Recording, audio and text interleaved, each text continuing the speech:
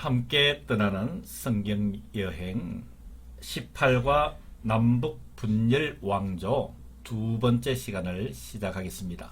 지난주에 남북 분열 왕조에 대한 배경을 말씀드렸습니다. 통일왕조 시대에서 10지파를 중심으로 북이스라엘, 2지파를 중심으로 남유다가 분열이 되었다. 분열이 된 그 두 왕조의 정체성은 여로보암의 길이냐 다윗의 길이냐 라고 하는 것이 중요하다고 말씀드리면서 지난주 마지막에 여로보암의 길이 무엇인가, 다윗의 길이 무엇인가, 여로보암의 길은 하나님을 대적하는 불신앙의 길이고 다윗의 길은 하나님 편에서 신앙을 지켜갔던 길이다, 이렇게 설명을 드렸습니다. 예, 오늘은 남북 분열 왕조 200년에서 남유다의 200년 그리고 북이스라엘의 200년 역사를 다윗의 길인가 여로보암의 길인가 그 안목을 가지고 한번 살펴보기로 하는 것입니다. 자, 여러분, 남유다도 다윗의 길을 간 왕이 있고 여로보암의 길을 간 왕들이 있습니다. 지금 이 남유다 200년, 물론 350년입니다만은 히스기야 왕까지를 우리가 오늘 공부를 할 텐데요. 이 남유다의 200년의 특징은 다윗의 길과 여로보암의 길을 지그재그로 이렇게 왔다 갔다 했다라는 것이 매우 중요합니다. 달리 얘기를 하면은 이 남유다의 세 번째 왕인 아사 왕 같은 경우 다윗의 길을 철저히 갔습니다. 그리고 4대 왕인 여호사밧, 그리고 요아스, 히스기야 왕 같은 경우는 여러분들께서 이미 성경을 보시고 설교도 많이 들어보셨고 성경 공부도 하셨기 때문에 잘 인지하고 있을 줄로 압니다. 그러니까 남유다의 200년 역사는 이 다윗의 길과 여로보암의 길을 지그재그로 왔다 갔다 했다라는 것이죠. 하나님을 기쁘시기도 했고 또 하나님을 반역하기도 했던 남유다의 200년 역사, 여러분 이 그림을 유의 있게 눈에 익혀두시기를 바랍니다. 그러나 반면에 북이스라엘의 200년은 이 다윗의 길은 전혀 가지 않았습니다. 하나님께서 원하시고 기뻐하시고 제사장 나라로서의 모습은 전혀 가지지 못하고 이 초대 왕인 여로보암으로부터 시작을 해서 마지막 멸망할 때 호세아 아수르의 멸망할 때까지 이 북이스라엘은 바로 하나님을 대적했던, 하나님과의 관련이 없던 제사장 나라를 국가의 유지의 도구로 사용했던 바로 여로보암의 길을 꿋꿋하게 전혀 변함없이 이 길을 200년 동안 지속하여 갔다. 그래서 아수르에 의해서 멸망당할 수밖에 없었다. 물론 앞으로 돌아가서 남유다는 이렇게 지그재그로 다윗의 길과 여로보암의 길을 이렇게 가면서 히스기야까지 왔지만은 하나님께서 북이스라엘이 멸망을 하고 150년을 남유다를 더 유지를 시켜줍니다. 그 이유가 어디 있을까요? 북이스라엘의 멸망을 바라보면서 남유다가 다윗의 길을 회복하기를 원하셔서 기회를 더 주셨던 150년이라 생각하시면 됩니다. 여러분 이 구조를 잘 살펴보셔서 분열 이스라엘의 이 200년 역사, 다윗의 길과 여로보암의 길 눈으로 한번 꼼꼼히 살펴볼 필요가 있습니다. 다음은 이제 구체적으로 남유다와 북이스라엘에 대해서 개론적으로 여러분들에게 소개를 해 드리겠습니다. 여러분 이 전체가 통일 이스라엘입니다. 이 이스라엘 중에 보셨다시피 지금 녹색으로 구분된 이 지역이 10지파를 중심으로 세워진 북이스라엘입니다. 그리고 이 보라색 부분이 두 지파로, 즉 유다와 베냐민 지파로 세워진 남유다입니다.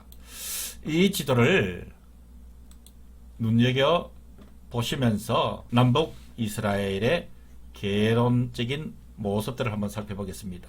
먼저 북이스라엘입니다. 북이스라엘의 존속기간은 약 200년입니다. 왕으로는 초대왕인 여로보암부터 시작해서 마지막 왕인 호세아까지 19명의 왕이 다스렸습니다. 북이스라엘에 소속된 지파는 10지파이면서 하나님께서 제사를 위해서 남유다나 북이스라엘의 레위 지파를 포함시켰습니다. 그러나 엄밀하게 따지면 르우벤, 시므온, 단, 납달리, 갓, 아셀, 이사갈, 스불론, 므낫세, 에브라임 10지파로 구성된 북이스라엘입니다. 북이스라엘의 수도는 많이 옮겼습니다. 세겜에서 디르사로, 디르사에서 사마리아로. 이 분열 왕국에서는 선지자들이 많이 활동을 했습니다. 선지자들이 활동한 이유는 타락하지 말고 하나님의 제사장 나라로 회복하라는 메시지를 이 선지자들에게 들려주셔서 활동하게 하셨지요. 북이스라엘에 활동했던 주요 선지자는 엘리야, 엘리사, 아모스, 호세아 등입니다. 그리고 배경이 되는 성경은 역사서입니다. 즉 열왕기 상하에 기록되어 있습니다.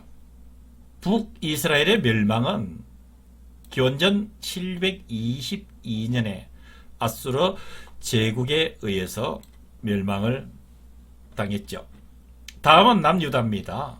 남유다는 북이스라엘이 멸망을 하고 약 150년 더 지속된다고 말씀을 드렸죠. 그래서 남유다의 지속기간은 약 350년입니다. 왕은 초대왕인 르호보암 왕, 즉 솔로몬의 아들이지요. 마지막 왕인 시드기야까지 20명이 남유다를 통치를 했습니다. 소속된 지파는 두 지파라 그랬죠. 유다와 베냐민. 그게 다 제사를 담당했던 레위 지파는 남북 이스라엘에 모두 함께 했던 것 여러분 기억하시면 좋겠습니다. 남유다의 수도는 예루살렘입니다. 활동했던 선지자는 이사야, 미가, 예레미야, 스바냐, 하박국, 요엘 등이고요. 배경이 되는 성경의 그 역사서는 열왕기 상하 그리고 유다 역사만 기록한 역대기 상하가 됩니다. 남유다도 멸망을 하게 되는데 기원전 586년경에 바벨론 제국에 의해서 멸망을 당하게 됩니다. 다음은 이 통일 이스라엘이 남북으로 분열이 된 원인을 알아볼 필요가 있습니다. 남북 분단의 직접 원인과 간접 원인이 있습니다. 이 분단의 직접적인 원인은 솔로몬 후반기에 신앙의 타락입니다. 솔로몬 사후에 타락된 신앙이 회복되지를 못했습니다. 그것이 분열이 되는 직접적인 동기가 되는 것이고요. 그 다음에 두 번째 원인은 정치적인 폐단입니다. 다시 말씀을 드려서 이 솔로몬 왕의 왕권을 강화하기 위해서 세금을 많이 거두었지요. 그러다 보니까 이스라엘 백성들이 많이 피폐해져 있었습니다.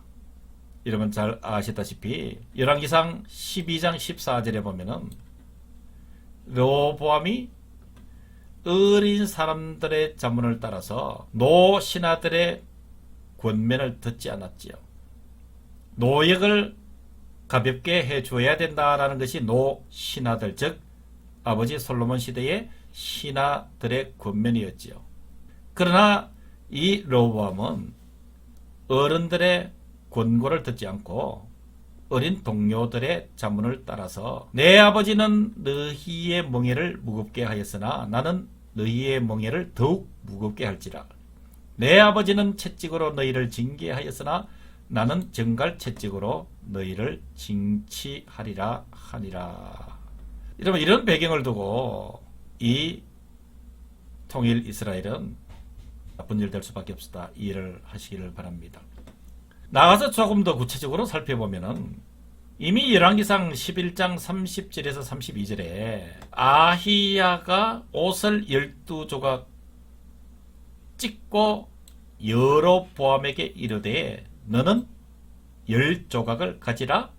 이스라엘의 하나님 여호와의 말씀이 내가 이 나라를 솔로몬의 손에서 찢어 빼앗아 10지파를 내게 주고 오직 내 종 다윗을 위하여 이스라엘 모든 지파 중에서 택한 성읍 예루살렘을 위하여 한 지파를 솔로몬에게 주리니 그랬습니다.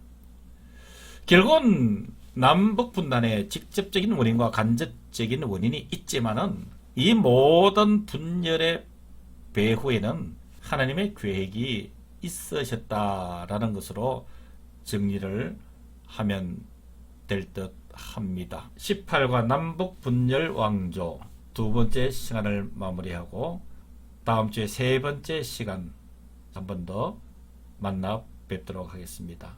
여러분 수고하셨습니다. 살롬.